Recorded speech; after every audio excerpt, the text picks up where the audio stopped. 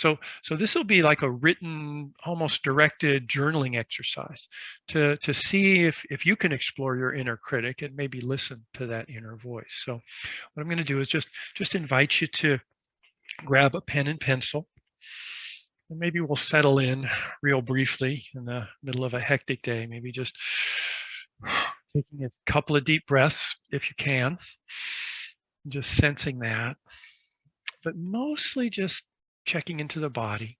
So many things are going on, life is so hectic. So allow yourself this moment or two to just soften into the body. You know your body, you know the areas that tend to tighten up. So during a busy day, they kind of tighten and tighten and tighten. So see if you can go in and soften, maybe the neck, the shoulders, maybe the muscles around the eyes, the jaw, just easing down into the abdomen. Really this idea of just allowing yourself the gift of this easing of tension, this releasing of tightness. The abdomen down into the legs, up into the arms, just settling into the chair. And in this practice, I'm going to look at the inner critic from all kinds of different angles. So I'm going to be providing a lot of different prompts. All right. And if anything doesn't work for you or you need to let go of the practice, please feel free to do that. There'll be a handout so you can come back to it.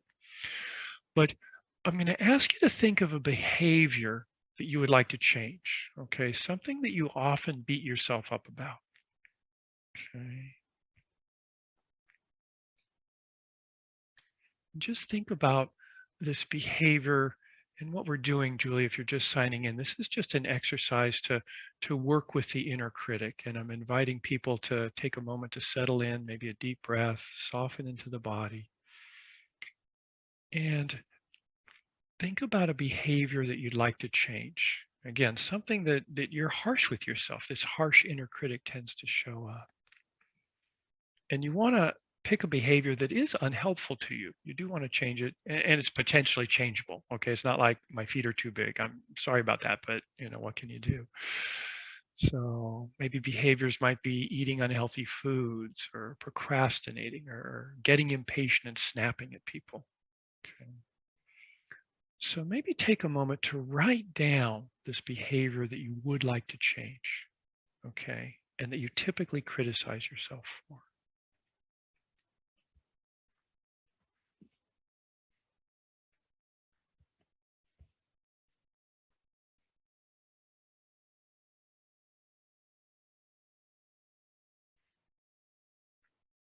And I presume you've had a behavior that's come up. Uh, Now write down what you typically say to yourself when you find yourself doing this behavior. Okay. How does this voice express itself? And not just the words, but the tone of the voice. Sometimes it's all in the tone. Or as you're thinking of how it expresses itself, also think about what it feels like in the body. Okay. Is there just a vague sense of judgment or disapproval or an image or just a clenching, a tightening in the body? Just basically take a moment here to write down how your inner critic expresses itself when you do this behavior.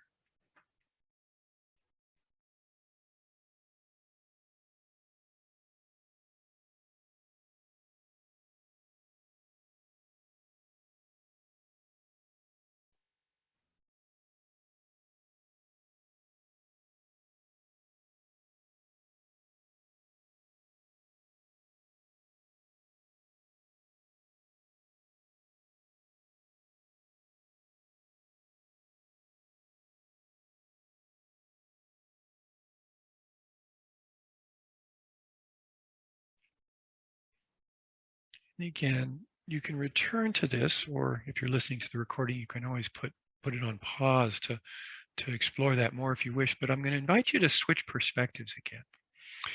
Take a moment to get in touch with the part of yourself that feels criticized. Okay. Just notice what it feels like to receive this message, to be the being that's hearing these words. What's the impact on you? How does it feel? And maybe offering yourself just a little bit of kindness, a little bit of compassion for really how hard it is to be the recipient of these kind of harsh words. Again, just writing down what it feels like in some kindness, like, yeah, this hurts, or just maybe acknowledging at least that other people experience this. And then just giving yourself the kindness that you would give another person if you heard someone berating them. And the support and kindness you would offer this other person. Can you offer that for yourself, for hearing this voice, these words for so long?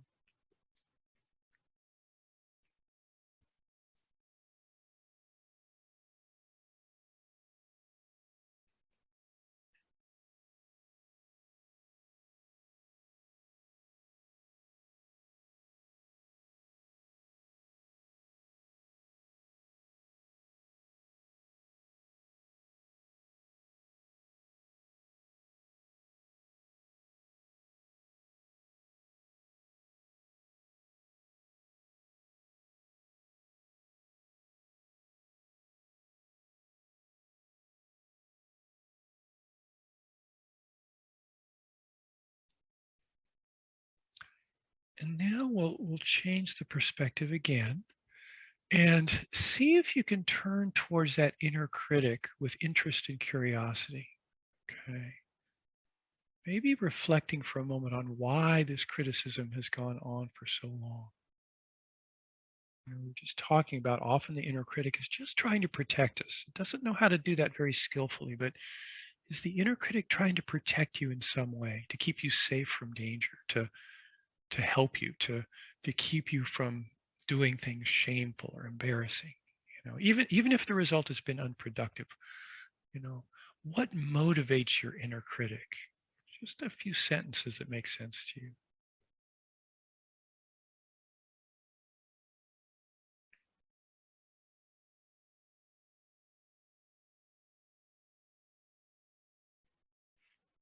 And I'll remind you that sometimes you can't find a way the inner critic is helping. Okay. And maybe it's just the internalized voice of someone who wasn't trying to keep you safe or healthy. So just acknowledging that. Sometimes the criticism has no redeeming value. So as we do this practice, you have an option point here. Okay. Maybe you just want to go back to the previous part of the exercise and just offering yourself compassion and kindness for the pain of this criticism. Just what it's like and supporting yourself. But if as you're writing, you did identify some way your inner critic might be trying to keep you safe, as you explore this, see if you can talk to the inner critic. Okay, acknowledge its efforts. Maybe even writing down a few words of thanks. What we're doing here is we're just letting that inner critic know that even though it may not be serving you very well now, it's just acknowledging that its intention was good. It was doing its best. Just like any other human being, the inner critic just wants to be heard and appreciated. So can you offer that to the inner critic now? What's motivating the inner critic, and acknowledging the the protection that it's trying to offer.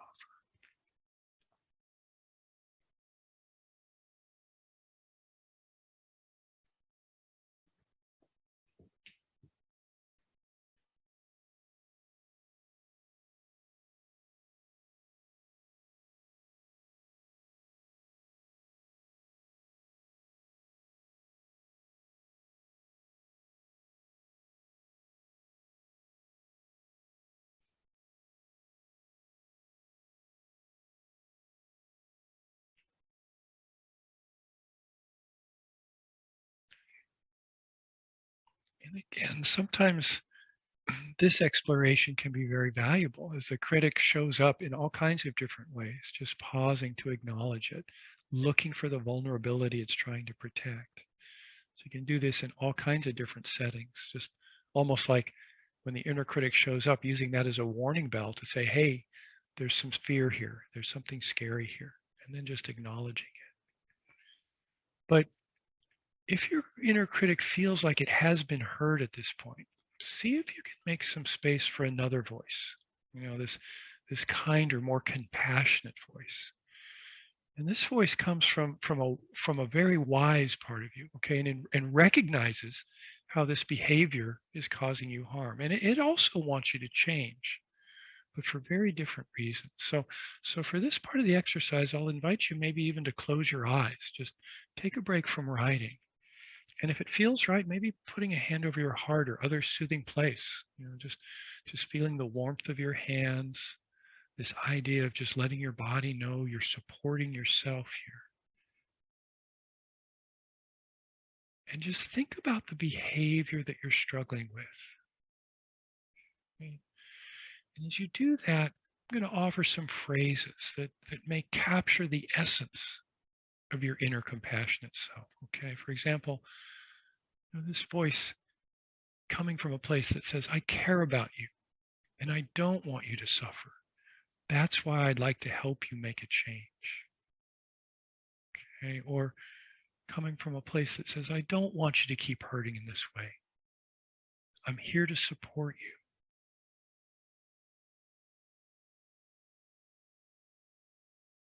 Just again, visualizing this voice coming from this deeper, more caring place. And sometimes you may want to bring to mind the image of a person who cares deeply about you and imagine what this person might say to you right now. Sometimes it's hard to hear a voice from within. It's so suppressed sometimes. But whether it's from another person that cares about you or whether it's from this part of you that just doesn't want you to keep hurting. See, now maybe open your eyes and begin to write just a short note to yourself, okay, in this compassionate voice. And the invitation here is to just do this freely and spontaneously, just addressing this behavior that you would like to change. You just do this as stream of consciousness. No need to edit it or make it perfect.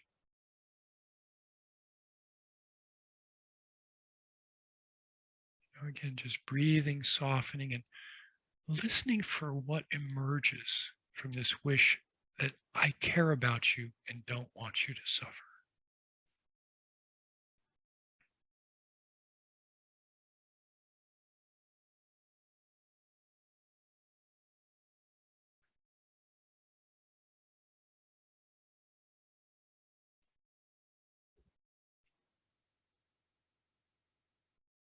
Really, and just let the words come forth. And if it's hard, if you're struggling, it might be easier to write down the words that would flow from your loving heart when speaking to a dear friend, okay, who's struggling with the same issue as you. Really, this invitation here is to just open up to the kindness and wisdom that's always within us and let it speak.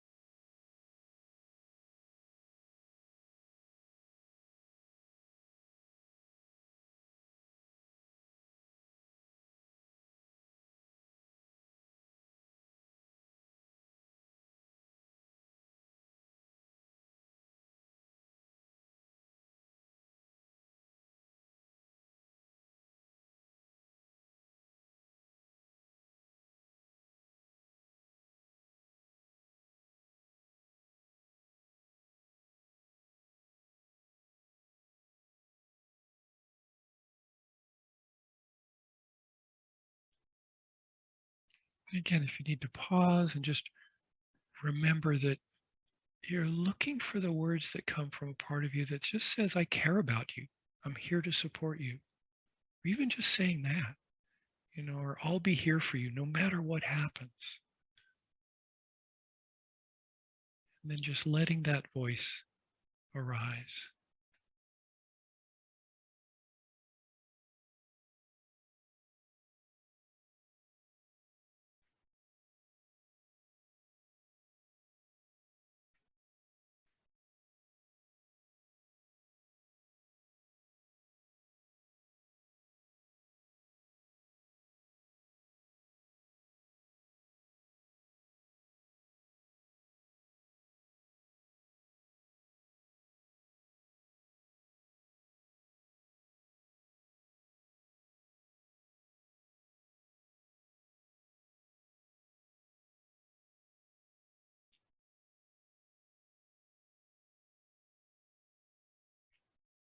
And as you're seeing these words, if you did find some words that came from your compassionate self, see if you can just let yourself savor the feeling of being supported. You know? And sometimes a practice like this, it can be difficult. And remember, that's okay too. Okay. This kind of stuff can take time. It takes a while to undo some of our programming. The important thing is just setting an intention to be kinder to ourselves, and then new habits can form, or at least setting the intention to look for the vulnerability underneath that inner critic. Because again, it's often like a small hurt part of ourselves.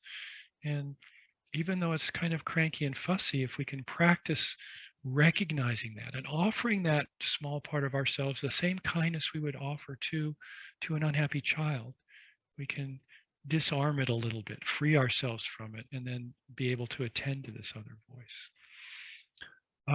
And the other thing I'd invite you to do, and I'll give you a handout on that as I end this exercise, is recognize that this is also a very powerful way to support yourself if you do it as a form of journaling.